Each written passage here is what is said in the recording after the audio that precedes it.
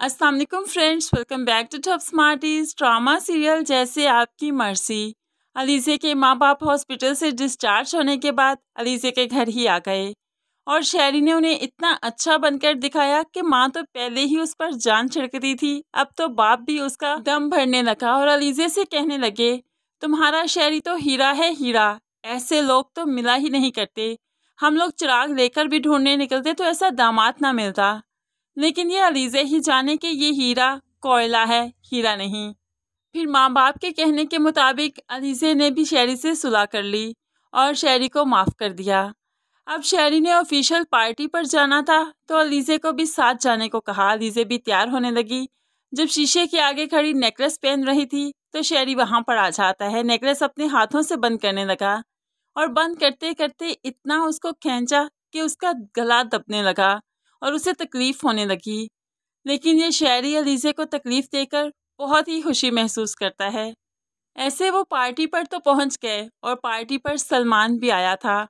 अब अलीज़े और सलमान ने जब एक दूसरे को इतने अरसे के बाद देखा तो बात करने लगे।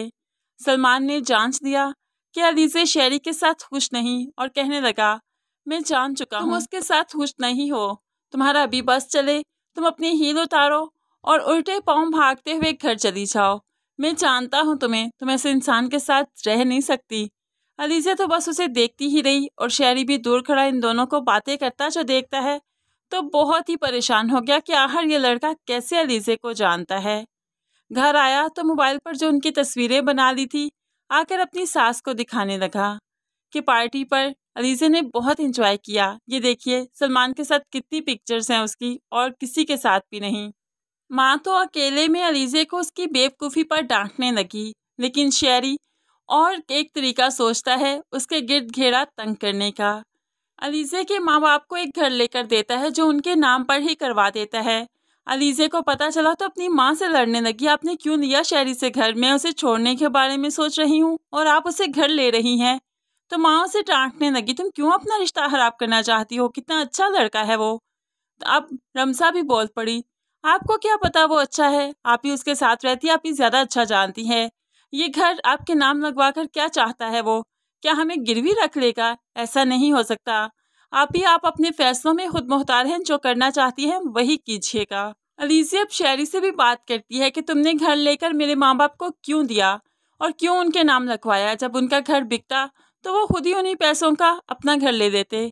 तो शहरी मुस्कुराते हुए कहने लगा, तुम्हारे गिर्द घेरा इतना तंग करना चाहता हूँ कि तुम्हें सांस भी ना आए और मुझे छोड़ने के बारे में तुम कभी सोचो भी ना, इतने एहसानों के बोझ तले तुम्हें दबा दूंगा। शहरी के ये इरादे सुनकर तो अलीज़े की आंखों में आंसू आ गए, लेकिन कहे भी तो किसे कहे।